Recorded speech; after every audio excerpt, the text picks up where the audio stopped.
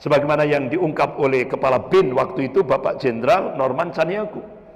Itu kan Dinas Intelijen Rahasia Amerika Serikat CIA itu mencoba, artinya mentransfer orang-orang Syiah dari Iran, Lebanon, Afghanistan itu ke Pekanbaru, Medan, Balikpapan, Makassar, Cisarua Bogor, Wonosobo Jawa Tengah, dan pantai selatan Pulau Jawa.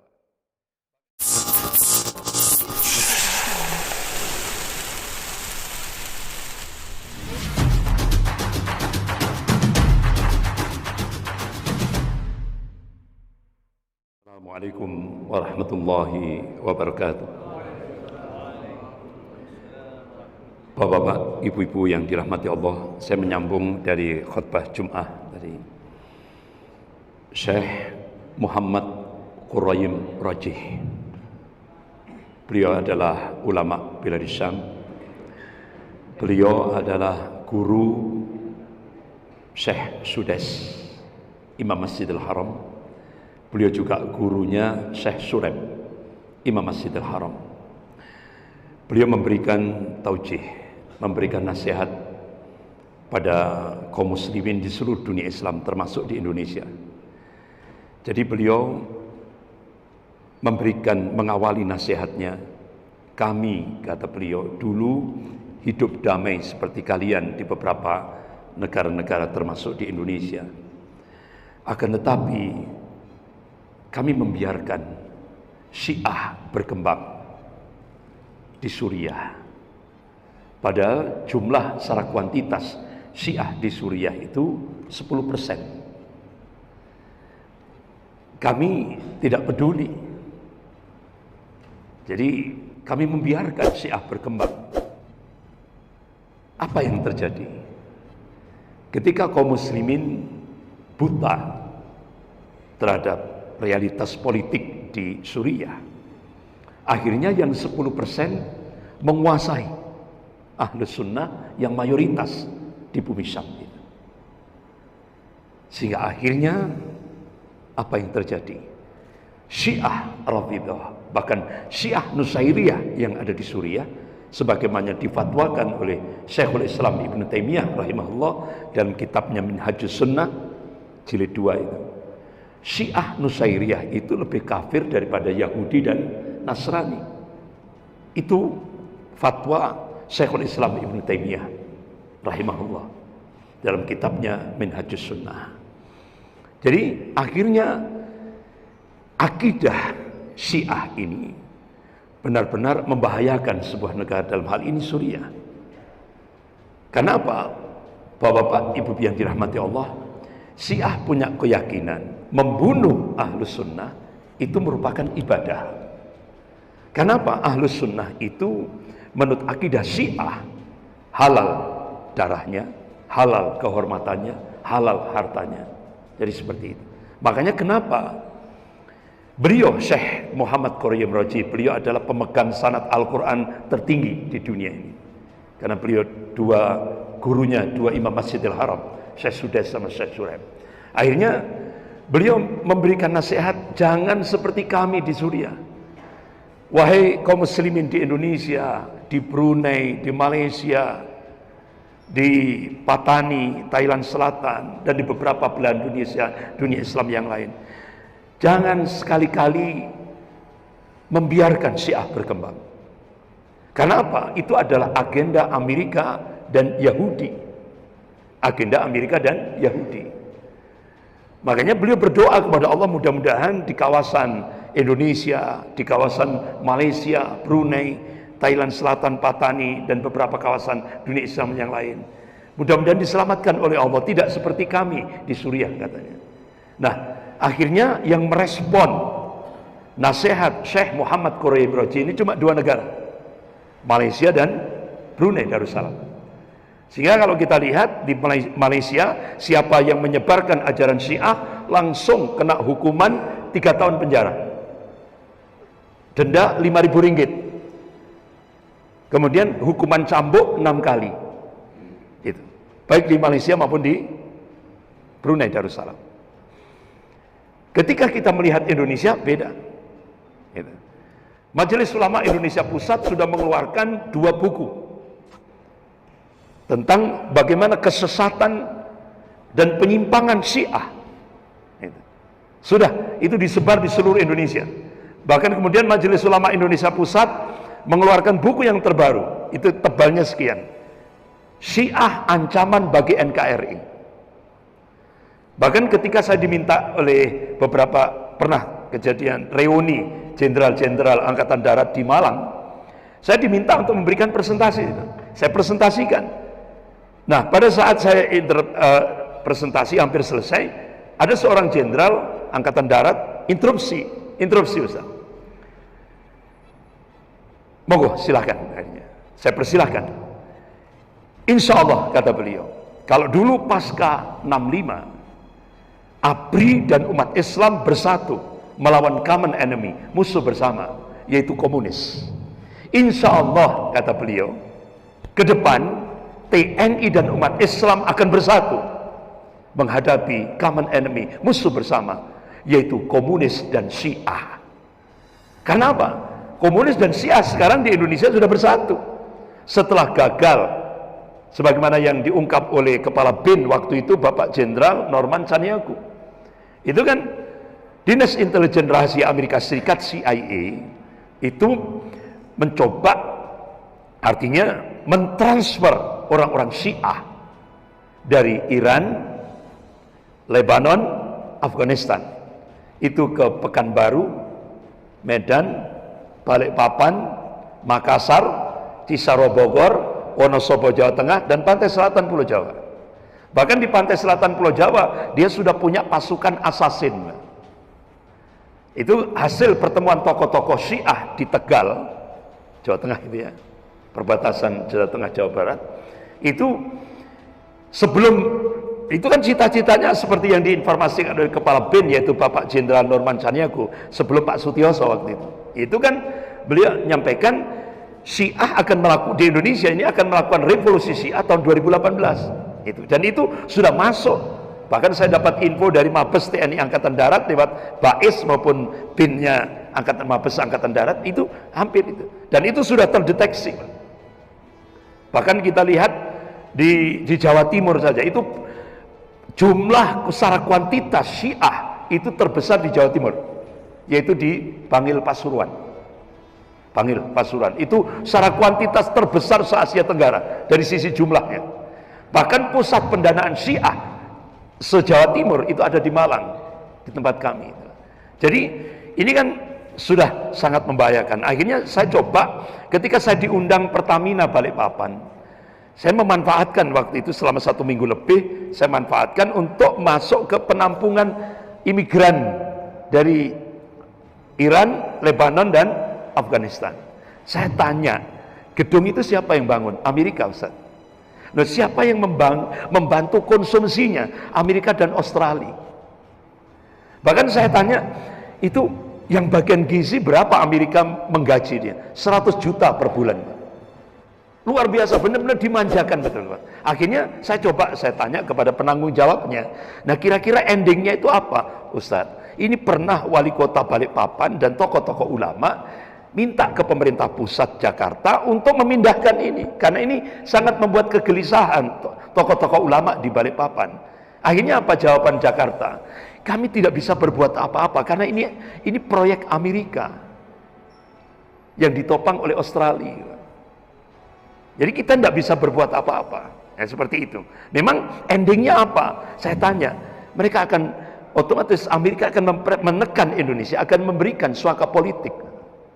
Tapi Masya Allah, wa makarallah, wallahu khairul makirin. Mereka membuat makar dan Allah membalas makar mereka. Dan Allah sebaik-baik membuat makar. Hampir sudah. Makar Allah lebih dahsyat. Iran, chaos.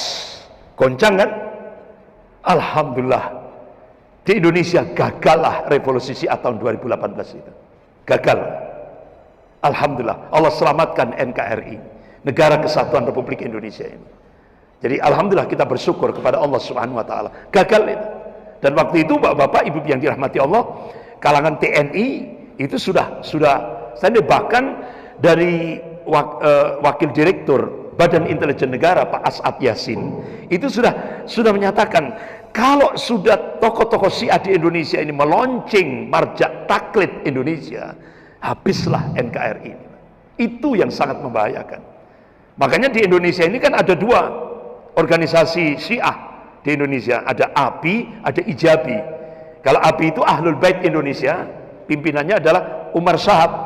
Bahkan ketika pimpinan pusat Muhammadiyah mencoba untuk gimana sih pikiran orang Syiah di Indonesia ini, Umar Shahab diundang di kantor pimpinan pusat Muhammadiyah. Tidak tahunya apa statementnya, Pak. Jadi dia menyatakan Ali bin Abi Thalib itu pengejawantahan Tuhan di muka bumi ini. Ini kan ekstrim juga. Jadi dia menyatakan Ali itu Tuhan, kan berarti sampai seperti itu, Pak. Makanya kenapa Syekhul Islam Ibnu Taimiyah rahimahullah menyatakan Syiah Nusairiyah itu lebih kafir daripada Yahudi dan Nasrani. Bapak-bapak, ibu-ibu yang dirahmati Allah. Oleh karena itu, ulama-ulama Ahlus Sunnah seperti Al-Imam Bukhari rahimahullah, beliau mengeluarkan fatwa bahwa Ahlus Sunnah itu tidak boleh mengucapkan salam dan menjawab salam orang-orang Syiah. Ahlus Sunnah itu tidak boleh menjadikan orang Syiah itu sebagai saksi, tidak boleh. Imam Bukhari menegaskan Ahlus Sunnah dilarang menikah dengan orang Syiah. Ahlus Sunnah dilarang memakan sembelihan orang Syiah. Ini fatwa Al-Imam Bukhari rahimahullah. Bahkan Al-Imam Ibnu Katsir rahimahullah, Al-Imam Qurtubi rahimahullah, itu kan dua tokoh ini kan mufassir, beliau mufassir, ahli tafsir semuanya. Al-Imam Qurtubi rahimahullah dan Al-Imam Ibnu Katsir rahimahullah.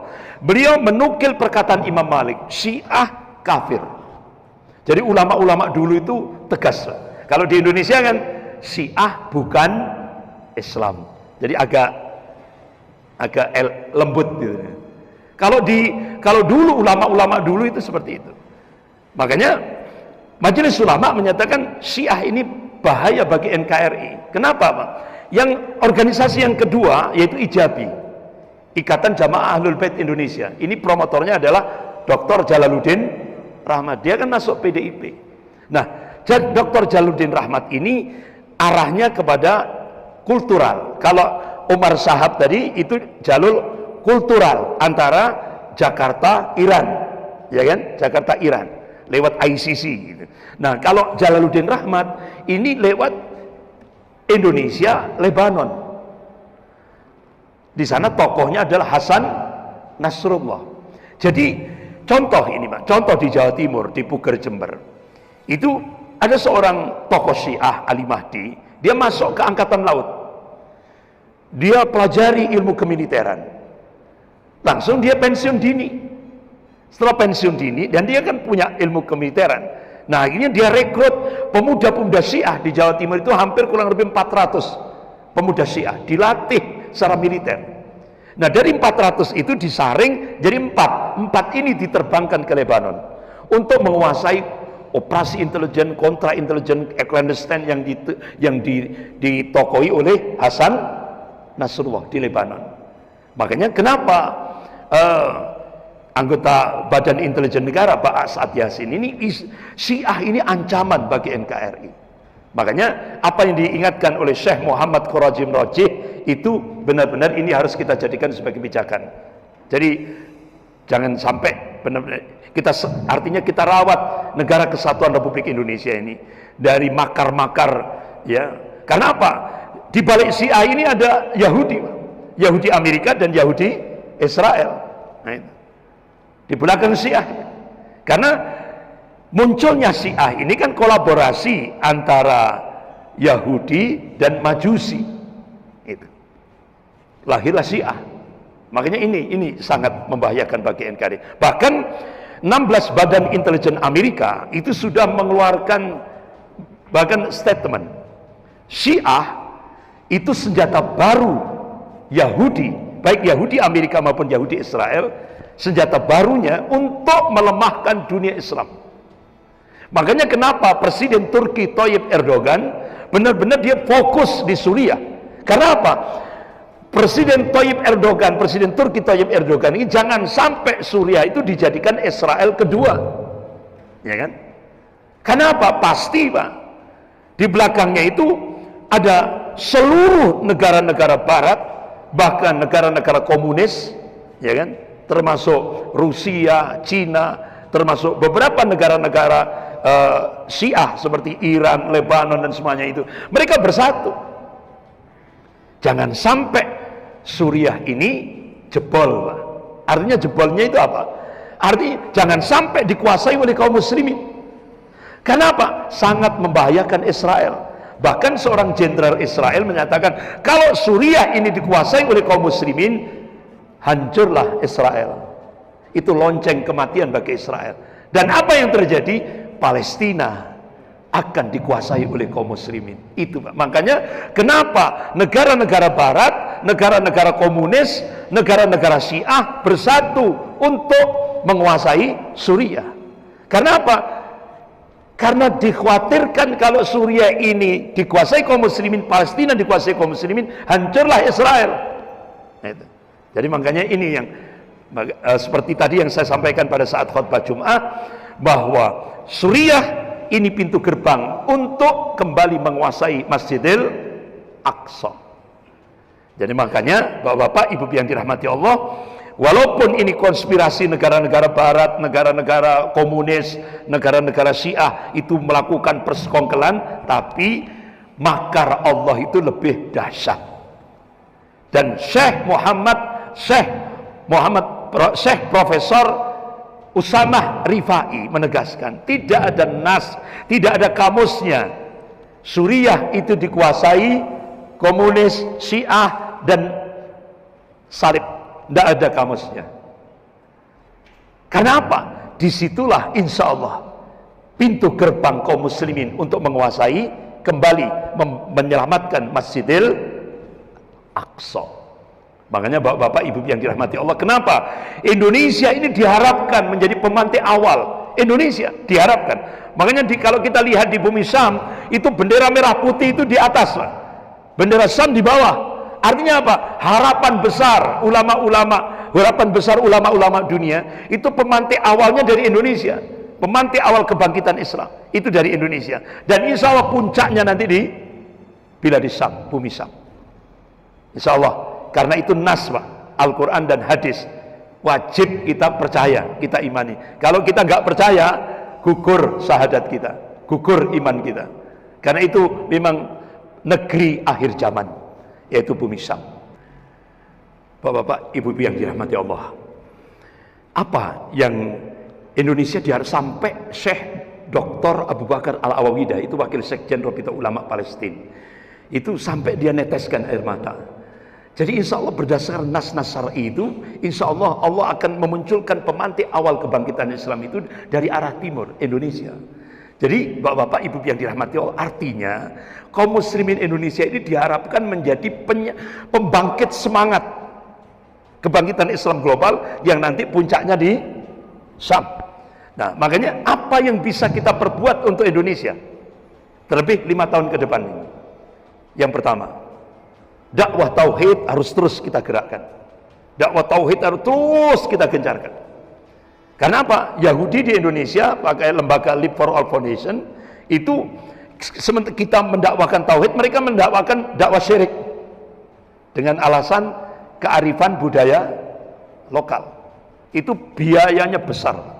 Bapak Ibu kalau lihat di lembaganya Live for All Foundation, ya Allah, miris kita. Apalagi di Ford Foundation, di Asia Foundation, itu ada 30 ormas Islam dijadikan garda terdepan untuk menghancurkan Islam dari dalam.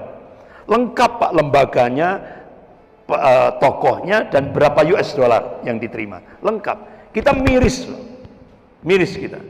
Artinya apa? Apa yang tadi yang saya sampaikan di khutbah tadi, fitnatud duhaima. Artinya banyak, tidak hanya orang, lembaga menjual akidah demi fulus dolar, gitu. Miris kita. Nah, kemudian yang kedua, Bapak-bapak, Ibu yang dirahmati Allah, apa yang bisa kita perbuat untuk Indonesia ke depan? Karena ini harapan bagi ulama-ulama, terutama bumi Syam. Ayo kita jadikan Tarbiyatul Islamiyah, pesantren-pesantren kita, madrasah-madrasah kita, lembaga-lembaga pendidikan Islam kita, jadikan itu sebagai sarana strategis untuk membangkitkan sofatul Islamiyah, kebangkitan Islam, semangat untuk itu. Kemudian yang ketiga yaitu as-siyasah as-syar'iyyah. Ayo umat Islam di Indonesia jangan buta politik, Pak. Jangan buta politik. Kalau umat Islam di Indonesia ini buta politik, kalau kata seorang ulama di Indonesia, bisa jadi Indonesia ini akan seperti Andalusia, habis tidak tersisa. Coba Andalusia itu dibangun 800 tahun, bisa dihancurkan tidak tersisa satupun umat Islam itu dalam waktu 8 tahun. Bagaimana caranya? Ketika Andalusia dipecah-pecah. Bahkan kalau kita lihat di apa yang diungkap oleh Rand Corporation, itu lembaga riset terbesar saat dunia, pusatnya di California, Amerika Serikat, tahun 98 itu bocor. Jadi Indonesia ini mau dipecah jadi 8. Timur Leste, Papua, Maluku, Kaltim, Bali, Riau, Aceh, dan yang ke-8 Indonesia. Dan ini rinciannya kita baru tahu di mana. Itu diungkap di Kuwait. Majalah Al-Mujtama terbit tahun 2002 kalau tidak salah itu. Rinciannya. Jadi kita cukup kaget. Jadi apa yang disampaikan oleh Panglima TNI yang dulu, Pak Jenderal Gatot Nurmantio. Jadi kan beliau di ILC TV One. Jadi beliau sampaikan Indonesia bagian timur itu Amerika, Indonesia bagian barat itu Cina. Jadi bahkan kita lihat 15 pangkalan militer Amerika itu sudah mengelilingi Indonesia. Itu loh. Jadi bahkan Pak Jenderal Gatot Nurmantio ketika beliau masih jadi panglima, beliau coba nyamar jadi turis. Nyamar dia. Coba ke Darwin. Kaget beliau, Pak. Ternyata persenjataan canggih. Puluhan ribu marinir Amerika, Navy SEAL maupun US Army itu sudah siap, Pak, di Darwin. Makanya Bapak-bapak, Ibu yang dirahmati Allah, Indonesia ini benar-benar jadi rebutan oleh dua kekuatan adidaya ini. Apalagi Bapak-bapak, Ibu yang dirahmati Allah, apa yang diungkap oleh dua pakar intelijen dunia, dua pakar politik dunia, dua pakar ahli strategi perang dunia, yaitu Peter Warren dan August Cole dalam sebuah novel fiksi ilmiah Cosplit itu kan fakta, bukan fiktif. Itu sudah memprediksi 2030 Indonesia akan menjadi negara gagal, Pak. Artinya negara gagal itu bukan terus akhirnya Indonesia hancur berantakan, enggak. Artinya apa? Indonesia akan menjadi negara adidaya baru, barometer ekonomi dunia. Bahkan Amerika dan negara-negara Eropa akan melemah. Cina akan menjadi negara adidaya baru. Kekuatan ekonomi dunia dikuasai oleh Cina. Nah, diprediksi 2030 kedaulatan Indonesia sudah dikuasai Cina. Ini prediksi dua pakar politik dunia, dua pakar strategi perang dunia, dua pakar intelijen dunia, Peter Warren dan August Cole.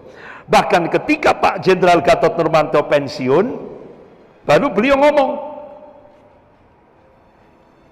tidak menutup kemungkinan tidak 2030, lebih cepat dari itu, kata beliau. Kalau kita diam, lebih cepat dari 2030. Bahkan guru besar ilmu politik Universitas Indonesia, Profesor Nazaruddin Samsudin, beliau sudah memprediksi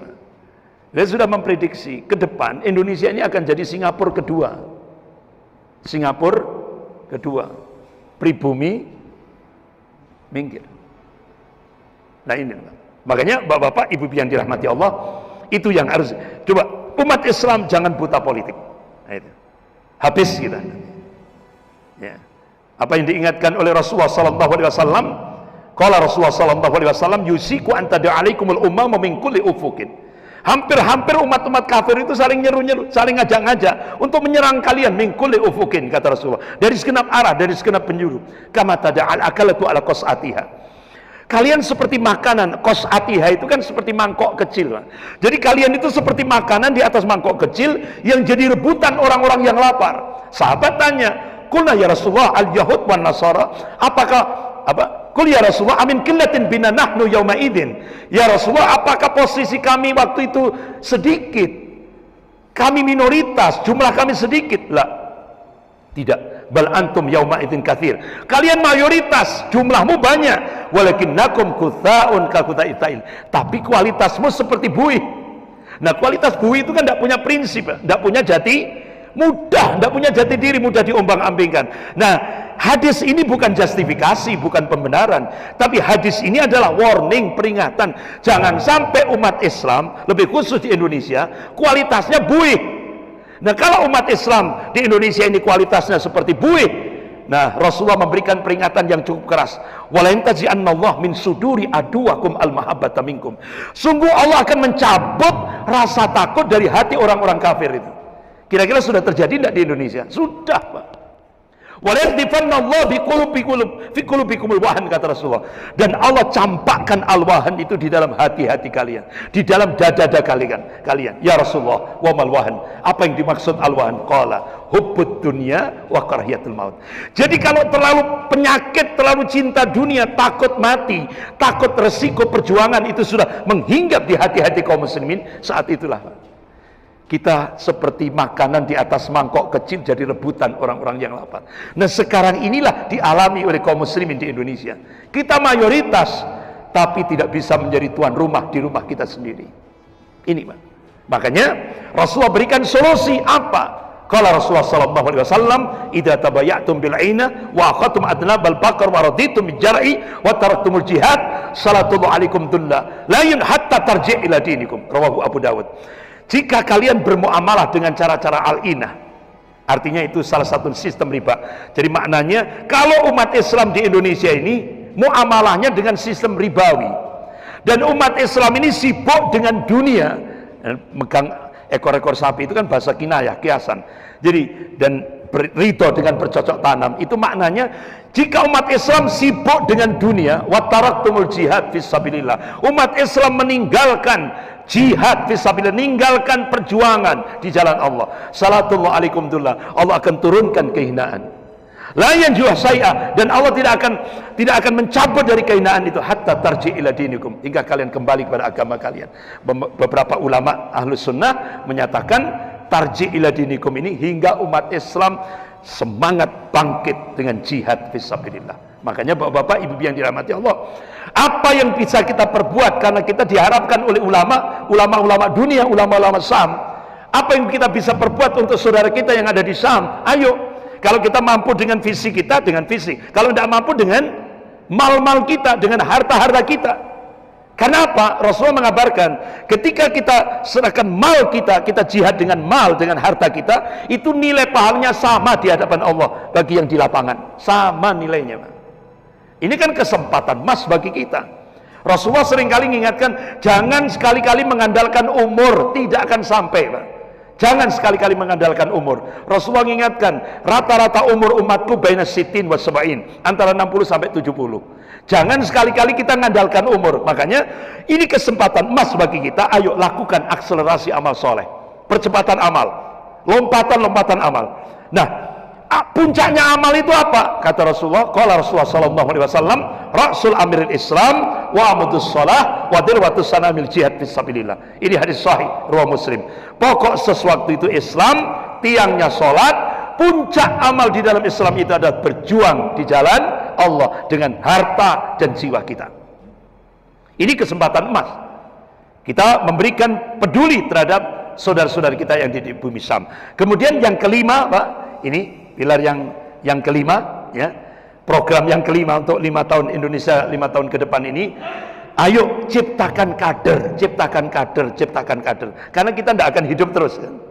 Mulai dari rumah tangga Islam, rumah tangga kaum muslimin, ciptakan kader. Karena Rasulullah sudah memberikan uswah, contoh.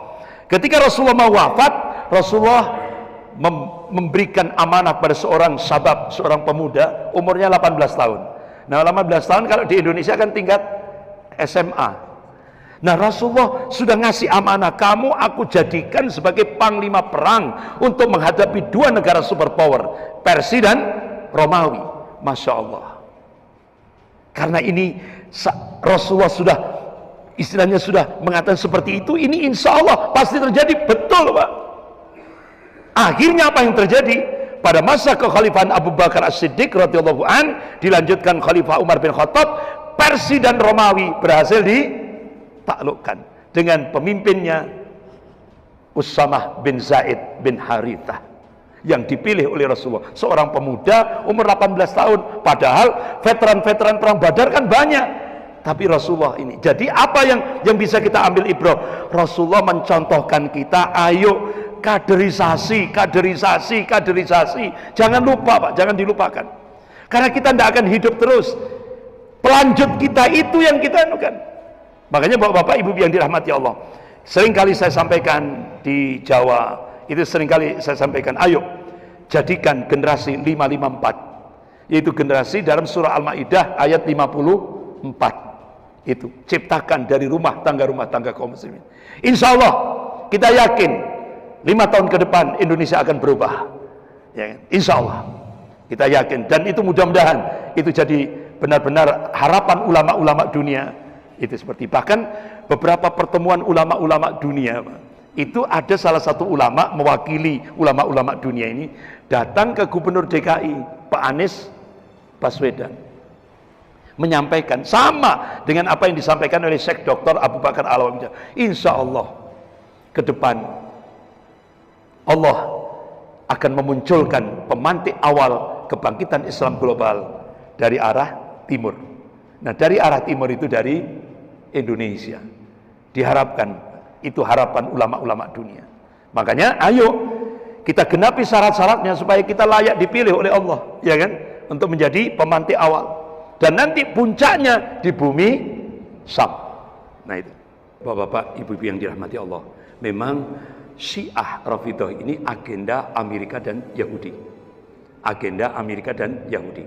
Makanya segala macam bentuk fasad, kerusakan di muka bumi ini, itu tadi Yahudi.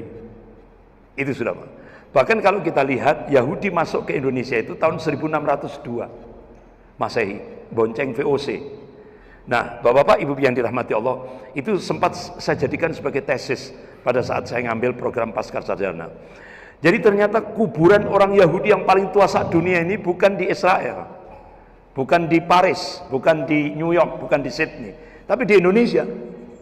Jalan Tanah Abang 1 nomor 1, Museum Prasasti itu kuburan Yahudi paling tua saat dunia. Saya lihat prasastinya aja ditandatangani bulan Juli tahun 1600 sekian.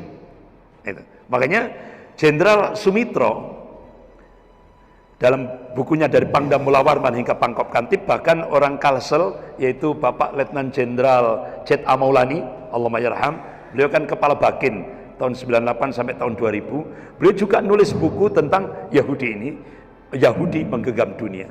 Nah, memang Bapak-bapak, Ibu yang dirahmati Allah, di Indonesia, Syiah di Indonesia ini, jadi itu tidak lepas daripada agenda Yahudi. Gitu. Makanya untuk mencengkeram ini tadi pakai Syiah. Makanya Bapak-bapak, Ibu yang dirahmati Allah, kenapa Majelis Ulama Indonesia Pusat sampai mengeluarkan buku yang terbaru, Syiah Ancaman bagi NKRI. Karena itu nyata dan itu benar-benar diungkap oleh anggota BIN, Badan Intelijen Negara, Pak As'ad Yasin. Pada saat itu kalau tidak salah kepala BIN-nya Pak Hendro waktu itu, Pak Hendro Priyono. Jadi Syiah ini memang ancaman. Perbedaan antara Syiah dengan Sunni itu bukan perbedaan seperti antara NU Muhammadiyah, masalah-masalah furu', masalah khilafiyah, perbedaan antara kunut dan tidak kunut, antara zikir jahar dan siri. Bukan, Pak. Syiah ini bedanya sudah masuk. Syiah ini perbedaannya perbedaan usul, masalah akidah. Makanya Syiah meyakini Tuhannya Ahlus Sunnah beda dengan Tuhannya Syiah. Beda, Pak. Tuhannya saja beda.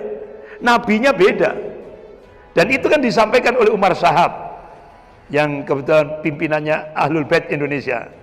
Dan itu yang disampaikan oleh istrinya Jalaluddin Rahmat, Emilia itu. Tuhannya Ahlus Sunnah beda dengan Tuhannya Syiah.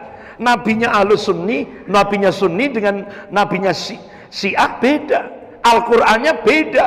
Rukun Islamnya beda, rukun imannya beda. Karena semua yang mendesain keberagaman Syiah itu imamah. Ini, imamah.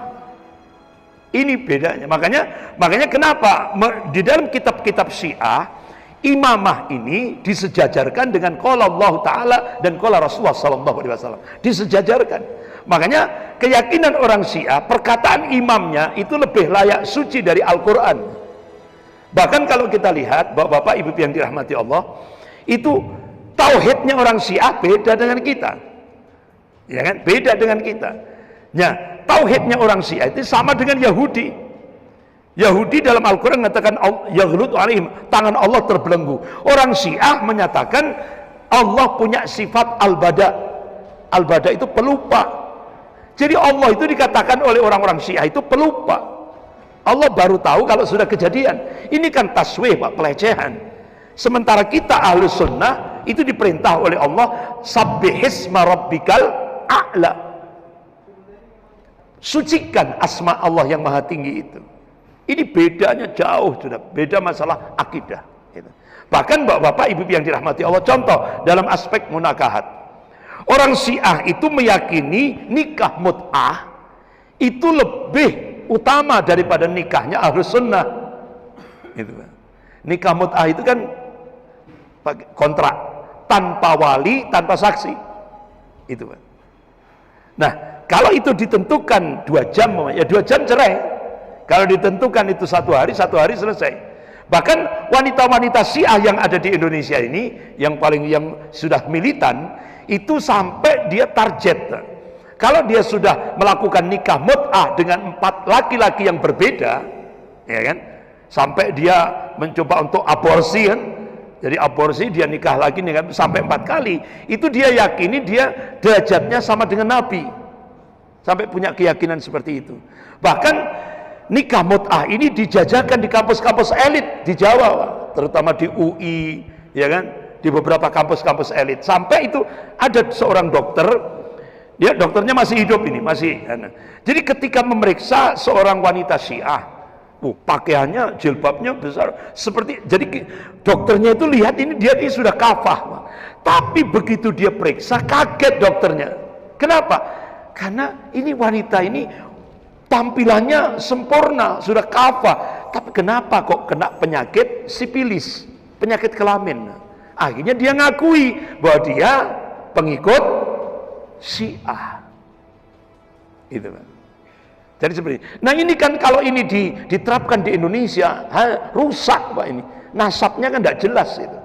Ya kan? Seperti itu. Jadi itu, Pak, perbedaannya memang jauh sekali. Bapak-bapak, ibu-ibu yang dirahmati Allah, kalau organisasi Syiah itu ada 2 yang paling paling kuat di Indonesia, ABI, Ahlul Bait Indonesia, yang dipimpin oleh Umar Shahab. Kemudian IJABI, Ikatan Jamaah Ahlul Bait Indonesia, pimpinan Dr. Jalaluddin Rahman. Tapi kalau yang tadi itu, yang tadi saya sampaikan ada 30 ormas Islam, ya kan? 30 ormas Islam yang dijadikan garda terdepan Zionis Yahudi Internasional di Indonesia. Itu bisa kita lihat di webnya The Asia Foundation dan The Fourth Foundation. Bisa, Pak, dibuka itu. Tidak tahu kalau The Asia Foundation atau The Fourth Foundation. Ada itu 30 ormas. Insya Allah belum dihapus. Tidak tahu kalau dihapus itu. Saya langsung waktu itu saya copy, ya saya download, saya copy, langsung saya masukkan laptop saya. Jadi 30 ormas itu lengkap. Namanya, tokohnya, alamatnya lengkap, termasuk berapa US dollar yang diterima. Jadi itu program liberalisasi Islam. Artinya apa? Dia menyuguhkan Islam tidak lagi bersumber pada Al-Quran dan hadis, tapi dia sebarkan, dia suguhkan Islam sesuai dengan ro'yunya, akalnya. Bapak, ibu yang dirahmati Allah, selama ini kita mungkin belum tahu apa di balik ini. Sebenarnya itu diungkap oleh ketua Ketua Purnawirawan Angkatan Darat, yaitu Bapak Letnan Jenderal Purnawirawan TNI Kiki Sanagri. Jadi beliau pernah diundang seminar internasional tentang Papua itu di Melbourne, Australia. Nah di sana Profesor Kingsbury beliau itu guru besar ilmu politik di Universitas Melbourne. Ini ternyata dari situ, Pak, ada dokumen yang sudah artinya terungkap. Gitu. Tapi ini tidak perlu saya sampaikan karena itu artinya riskan. Gitu. Dan itu diungkap tahun 2014. Beliau punya dokumen. Gitu. Nah, selama ini Bapak-bapak, Ibu yang dirahmati Allah, pasca Kongres Partai Komunis Cina tahun 86 itu ada 3 hambatan Cina untuk intervensi ke Indonesia. Yang pertama yaitu regulasi, terutama TAP MPRS nomor 25 tahun 66, Undang-Undang nomor 27 tahun 99. Ini kan benar-benar hambatan bagi Cina untuk intervensi, karena itu kan larangan ideologi komunis untuk wilayah Indonesia, seluruh Indonesia. Yang kedua, positioning Pancasila sebagai musuh komunis itu kan masih kuat. Yang ketiga, artinya semangat anti komunis di kalangan kaum muslimin itu juga masih kuat. Nah ternyata dari 3 hambatan ini, hasil Kongres Partai Komunis Cina tahun 86 di Tiongkok, itu poin yang ketiga ini yang bisa ditembus umat Islam. Bagaimana strateginya? Strateginya pakai Divide et Impera, adu domba.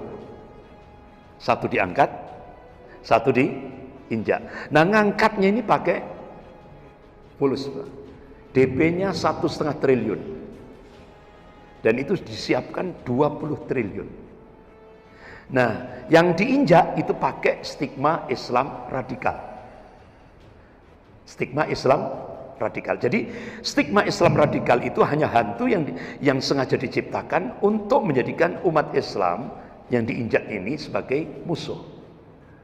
Jadi ini proyek. Ini proyek. Makanya umat Islam harus cerdas melihat itu. Jadi ternyata selama ini kan umat Islam yang sasaran tembak, umat Islam radikal, umat Islam anti kebinekaan, umat Islam anti NKRI, umat Islam anti Pancasila. Padahal Pancasila ini kan hadiah umat Islam untuk negara ini. Ini kan maling teriak maling. Akhirnya apa yang terjadi? Makar Allah, wa makar Allah, wallahu khairul makirin. Mereka membuat makar, tapi Allah membalas makar mereka, dan Allah sebaik-baik pembuat makar. Akhirnya Allah tunjukkan siapa yang sebenarnya anti NKRI, siapa yang sebenarnya anti merah putih, siapa yang sebenarnya anti kebinekaan. Ternyata kan terbongkar juga, Pak. Peristiwa Malang itu peristiwa Malang, Jawa Tengah, Jawa Barat, sampai Jakarta, sampai akhirnya di seberang Istana Negara. Pengibaran bendera OPM, ya kan? Itu ternyata Bapak-bapak, itu pengendalinya ada 2 tokoh, 2 orang ini. Yang satu advokat, yaitu satu itu yang penggeraknya demo seluruh Indonesia, yang mahasiswa-mahasiswa Papua itu akhirnya Polda Jawa Timur langsung, Pak Luki itu Polda Jawa Timur langsung memvonis Veronica Koman status tersangka.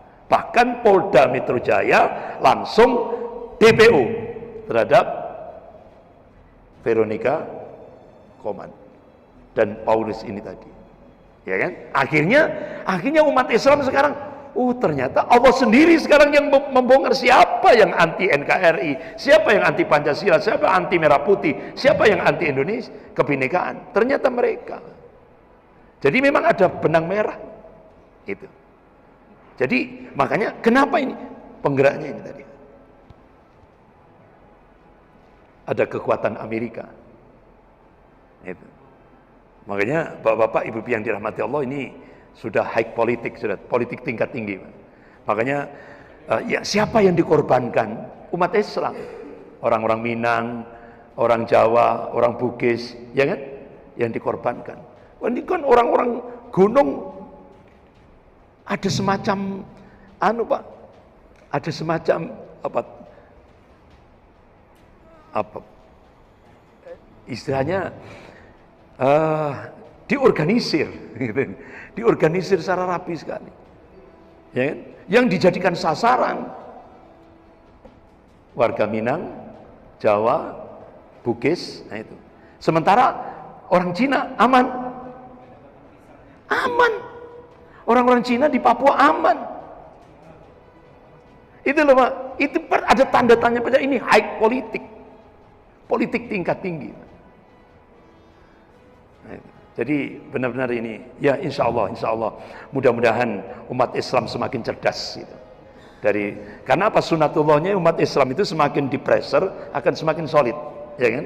Dan saya masih teringat apa ucapan terakhir Panglima TNI yang dulu, Jenderal Gatot Nurmantio. Beliau memberikan statement terakhir dia. Benteng terakhir negara kesatuan Republik Indonesia ini umat Islam. Benteng terakhir NKRI ini adalah umat Islam. Itu. Makanya sampai selevel Ustadz Abdul Somad jadi target. Karena apa? Ketika Ustadz Habib Muhammad Rizik Syihab di target pertama gagal pakai chatting pornografi, ternyata kan yang bikin chatting pornografi itu kan orang Cina Surabaya, yang mengupload orang Cina juga.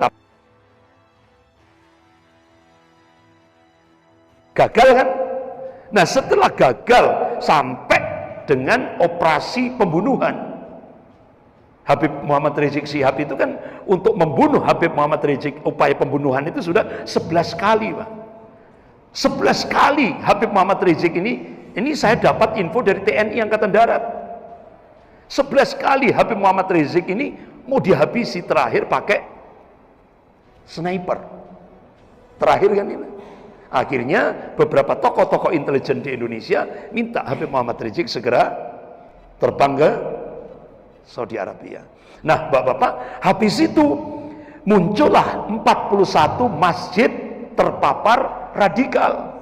41 masjid BUMN. Tolok ukurnya karyawan-karyawan karyawan BUMN senang memakmurkan masjid BUMN. Akhirnya 41 masjid itu, karena masjidnya makmur, akhirnya disebut masjid radikal. Nah coba kalau masjid BUMN itu cuma yang imam sekaligus muadzin sekaligus makmum, ya, coba cuma 2 orang gitu, itu masjid the best. Nah karena masjidnya BUMN, 41 masjid BUMN itu makmur, akhirnya dikatakan masjid radikal. Nah setelah gagal itu, akhirnya Ustadz Abdul Somad level kedua. Makanya Ustadz Abdul Somad sampai beliau mendatangi Profesor Din Samsudin.